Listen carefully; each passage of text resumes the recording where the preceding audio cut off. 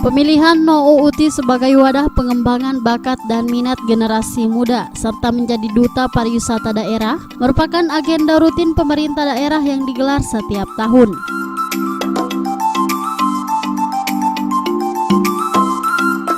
Untuk tahun 2019, pemilihan NOUUT tingkat Kota Gorontalo digelar dalam rangka memeriahkan hari jadi ke-291 tahun Kota Gorontalo yang diisi dengan berbagai kegiatan.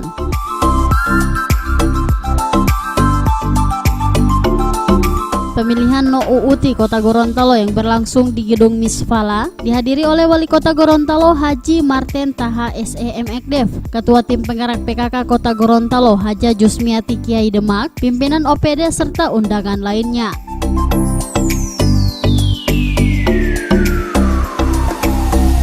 Kegiatan ini diikuti oleh 33 orang peserta dari 9 kecamatan sekota Gorontalo yang mempromosikan potensi pariwisata daerah baik tingkat nasional maupun internasional sehingga dapat meningkatkan pendapatan asli daerah Kota Gorontalo. Pada malam grand final pemilihan NOUUT tingkat Kota Gorontalo, Vivi Nou asal perwakilan dari Poltekkes dan Akmal Saputra Uti Kecamatan Dumboraya terpilih sebagai pemenang.